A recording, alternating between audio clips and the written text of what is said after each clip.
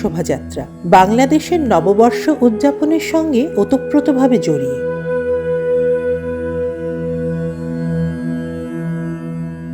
ঢাকা বিশ্ববিদ্যালয়ের চারুকলা অনুষঙ্গের ছাত্রছাত্রীরা প্রতি বছরই পহেলা বৈশাখে শহবাগ রমনা এলাকায় এই শোভাযাত্রার আয়োজন করেন।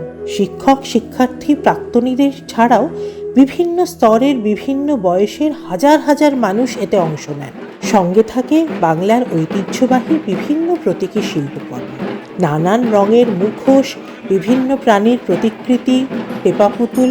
জানেন তো, প্রায় মাসখানেক ধরে চারুকলা অনুষঙ্গে চলে এর প্রস্তুতি। ছাত্রছাত্রী, শিক্ষক নিজেরা নিজেদের হাতে বানান এর সবকিছুই।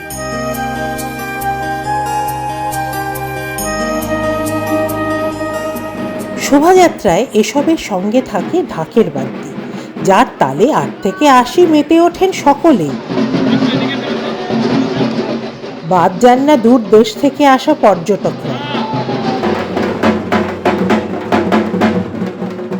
বাংলাদেশের প্রথম মঙ্গল শোভাযাত্রার গোড়াপত্তন কিন্তু ঢাকায় নয়, যশোরে ১৯৮৫ সালে চারুপীঠ নামের এক সংগঠনের হাত ধরে। এই আয়োজনের মূল থিম শিল্পীদের মধ্যে ছিলেন কিংবদন্তি চিত্রকর এস.এম. সুলতান এবং কবি আজিজুল হক। তৎকালীন স্বৈরশাসন ও সাম্রাজ্যবাদী সংস্কৃতির আগ্রাসনের বিরুদ্ধে মঙ্গল শোভাযাত্রা ছিল প্রতিবাদ ও প্রতিরোধের প্রতীক। উদ্দেশ্য ছিল দেশের লোকজ সংস্কৃতি উপস্থাপনের মাধ্যমে সব মানুষকে ঐক্যবদ্ধ করা। পরবর্তীতে ১৯৮৯ সালে ঢাকা বিশ্ববিদ্যালয়ের চারুকলা অনুষদ যশোরের আদলেই মঙ্গল শোভাযাত্রা শুরু করে, যা আজও সমান উৎসাহে উদ্দীপনায় আয়োজিত হচ্ছে।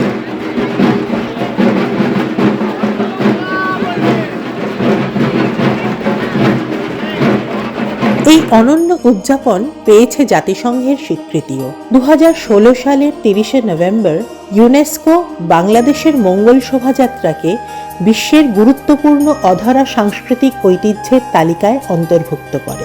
প্রতি বছরই এই মঙ্গল শোভাযাত্রার একটি মূল ভাব থাকে। এবছরের অর্থাৎ ২০২৪-এর প্রতিপাদ্য আমরা তো তিমির বিনাশী। এই শোভাযাত্রায় বছরের প্রথম দিনে ঘর ছেড়ে বেরিয়ে এসে পায়ে পা মেলান সহস্রাধিক মানুষ, অন্ধকারের বিনাশ করে সকলের মঙ্গল কামনা।